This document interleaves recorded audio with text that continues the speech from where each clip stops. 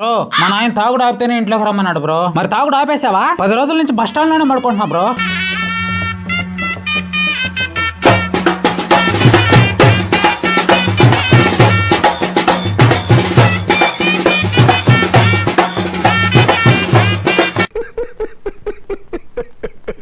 నేను పెద్దయ్యా బాగా చదువుకొని మా అమ్మ నాన్నకుండే కష్టాలన్నీ తీర్చేస్తా. ఎక్స్క్యూజ్ మీ అమ్మ, ఒక 10 రూపాయలు ఉంటే ఇస్తావా? ఖర్చులకు లేదు. It's okay. డాక్టర్ గారు నరం దొరికిందా? దొరుకుతుంది లేవయ్యా, కాస్త ఓపిక పట్టు. నువ్వు రోజు మా షాప్ లో జ్యూస్ తాగు, నీ మొహం తాజాగా కలకల్లాడిపోద్దా. మరి నువ్వు తాగుతున్నావా రోజు? నా షాప్ లో నేను తాగకుండా ఉంటానా? మరి నీ మొహం ఎందుకు నా లడ్డులా ఉంది? ప్రాపర్టీ ఎంత ఉంది? ఆస్తులంటే అంతగా ఏం లేవు. అబ్బాయి ఫేస్ అంత నచ్చలేదు నాకు, కానీ మా తాత మాత్రం 2 కోట్ల ప్రాపర్టీ వదిలేసి వెళ్ళిపోయినాడు. కానీ ఫేస్ దే ఉందిలే, అబ్బాయి మనసు బంగారం, నేను మనసునే చూస్తా. కానీ మా పేరు మీద రాసిలా, మా చిన్నారి పేరు మీద రాశాడు. మనసుదే ఉంది, కుక్క పిల్లకి కూడా మనసు బాగుంటది. కానీ మా చిన్నాయనకు మాత్రం పిల్లకాయలు ఎవరున్నారులే, నేను ఒక్కనే కదా వారసుని. కుక్క పిల్లలు ఎవరన్నా పెళ్లి చేసుకుంటారా? మనుషులనే చేసుకుంటారు, నేను ఈయన్నే చేసుకుంటా. కానీ మా చిన్నాయన ప్యాక్ అడిపించాడు, ఫస్ట్ ఆటలోనే ఉండేది మొత్తం బాగుంటేశాడు. కానీ నాకెందుకో ఈ సంబంధమే నచ్చట్లా. కానీ 2వ ఆటలో దానికి 10 ఇద్దరు సంపాదించాడు. అరే నీ దగ్గర ఫస్ట్ ఆస్తుందా లేదా? అత్తగారు నీ పిల్లానికి దేవుడు 2 కళ్ళు ఇచ్చాడుగా, మా మాత్రం చూడలేదు. దీంట్లో 4 రాళ్ళు ఉన్నాయి. ఆ దేవుడు మీ అమ్మకు 32 పళ్ళు ఇచ్చాడుగా, మా మాత్రం 4 రాళ్ళు నవ్వలేదా? చెప్పురా, చెప్పండి, చెప్పు, చెప్పండి.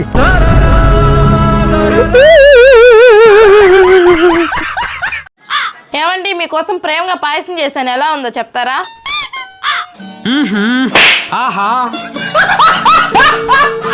డల్ గా ఉన్నావా? కిడ్నీ ఫెయిల్ అయిపోయిందంట, డాక్టర్ చెప్పినాడా? ఫెయిల్ అయిపోయినా నువ్వు కూడా ఏం టెన్షన్ పడబోలే, సప్లిమెంటరీలో పాస్ అయిపోవచ్చు. బీర్బల్ ఎవర్రా? తెలియదు సార్. చదువు మీద శ్రద్ధ పెడితే తెలుస్తుంది రా బీర్బల్ ఎవరని. వెంకటేష్ కూడా తెలుసా సార్? తెలియదు. ఎవరో మీ కూతురు మీద శ్రద్ధ పెడితే తెలుస్తా సార్ వెంకటేష్ ఎవరని. ఏమండి, ఈ వారం అంతా ప్లాన్ సెట్ చేసాను, మీకు నచ్చదంటే ఒప్పుకోను. ఏంటో ఆ ప్లాన్స్? మనం సోమవారం షాపింగ్ కి వెళ్దాం, మంగళవారం ట్రిప్ కి వెళ్దాం, బుధవారం పార్టీకి, గురువారం రెస్టారెంట్ కి, శుక్రవారం సినిమాకి, శనివారం షికారుకి వెళ్దాం. సరే ఆదివారం గుడికి వెళ్దాం. గుడికా? ఎందుకండి? బుచ్చలు ఎత్తుకుని అడక్క తినడానికి. మనోడా, పని మనిషి 2000 తీసుకుంది, ఎప్పుడు ఇస్తుంది అడుగురా. ఓకే ఉన్నారా? రత్తాలు గారు మీరేంటి ఇక్కడ? అదే మీరు రోజు రాత్రులు వాకింగ్ వచ్చేవారుగా, ఏంటి ఈ మధ్య రావట్లేదని? ఎక్కడండి, కాస్త పనులున్నాయే. రాత్రులు కూడా ఏం పనులండి? పని మనిషి రాత్రికి వచ్చేస్తుందంట. రత్తాలు నేను జిమ్ పోయి బాడీ బాగా పెంచుదాం అనుకుంటున్నా. బాగుందా జిమ్?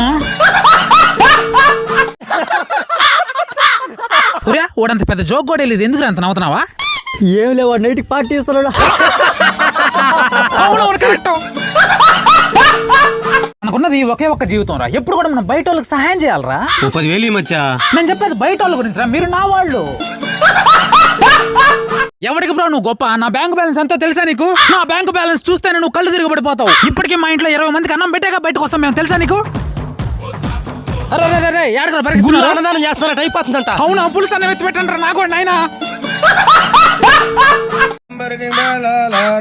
ఉన్నారా ఎవరైనా? పెదనాయన యారా, ఇంకా ఇల్లే తుడుస్తున్నా, వంట అయిపోయిందా లేదా? అంటే నా పిల్లం హెల్త్ బాగాలేదు పెదనాయన, అందుకే ఈ రోజు నేను చేస్తున్నాను. తెలుసులేరా, నా పిల్లానికి కూడా 30 ఏళ్ళుగా హెల్త్ బాగాలేదు. అవండి, నేను కొంచెం లావుగా అయ్యా కదా. ఎవరు చెప్పింది? నువ్వు 0 ఫిగర్? లేదండి, అందరూ నన్ను లావు లావు అంటున్నారు. నేను నిజంగానే లావు అయ్యా కదా. లేదురా, నువ్వు నిజంగానే సన్నగా ఉన్నావు. నువ్వు నా భర్తవి, నువ్వు కూడా అబద్ధం చెప్తే ఎలాగండి? నేను నిజంగానే లావుగా అయ్యా కదా. లేదే, కొంచెం అయ్యాగా. కొంచెం లా మాట్లాడితే చాలు, ప్రతి ఓడు లావు లావు అంటమే. ఈ జాబ్ నీకే ఎందుకు ఇవ్వాలి నేను? మీరు ఖచ్చితంగా ఈ జాబ్ నాకే ఇస్తారు సార్. ఓ ఎందుకమ్మా? మా ఫ్రెండ్స్ ఎప్పుడు అంటుంటారు సార్, నీలాంటి తెలివైనోడికి ఎవరైనా సరే జాబ్ ఇవ్వాల్సిందే రా. ఒకవేళ ఏ లుచ్చా లఫుట్ లంగా చక్కడైతే మాత్రం నీకు జాబ్ ఇవ్వరా, కొంచెం తెలివి ఉన్నా కానీ నీకు ఖచ్చితంగా జాబ్ ఇస్తాడరా అన్నారు సార్. నీకు తెలివి ఉందిగా సార్? అవునవును, రేపే వచ్చి జాయిన్ అయిపో నువ్వు. వీళ్ళెవరు పూర్తిగా చెడిపింది, ఎకనైనా మందు మానేయాలి నువ్వు. డాక్టర్ గారు, నేను బెల్లం తినచ్చా? తినొచ్చు. ద్రాక్ష తినొచ్చు. నీళ్లు తాగచ్చా? తాగచ్చు. మరి వీటిని కలిపే కదండి మందు చేసేది. మరి దాని తాగుతానే ఎవరు చెడిపోద్దా? ఆ మాత్రం కూడా తెలియదు పెద్ద డాక్టర్ అనుకో. నువ్వు ఒక బిల్డింగ్ కింద ఉన్నావు, నేను బిల్డింగ్ పైన ఉన్నా. ఇంత మట్టి పైనుంచి నీ మీద ఇసిరేసా, నీకు ఏమన్నా దెబ్బ తగులుతుందా? మట్టితో దెబ్బ ఎలా తగులుతుంది? గాలికి ఎగిరిపోద్ది అంతా. ఒక గ్లాసు నీళ్లు నీ మీద పోస్తే నీళ్లతో ఏమవుతుంది? ఏం కాదు. అదే మట్టిలో నీళ్లు పోసి బాగా బిసికి ఇటుక మాదిరిగా కాల్చి నీ తల మీద మింగితే తగులుతుంది. ప్రేమిస్తున్నావుగా ఇంట్లో చెప్పడానికి మా నాయన కొడతాడు రా. ఇంత వయసు వచ్చిన సిగ్గున్నట్టు మాట చెప్పడానికి ఉండి నేను మాట్లాడతాను మీ నాయనతో. ఎక్స్క్యూజ్ మీ అంకుల్, మీ కొడుకు ఒక అమ్మాయిని ప్రేమించాడు. ఎక్కడగా పెళ్లి చేయాల్సిన బాధ్యత మీరు చేస్తారా మమ్మల్ని చేయమంటారా? నేను కూడా వస్తున్నా ఉండరా.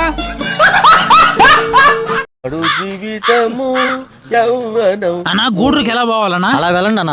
ఓకే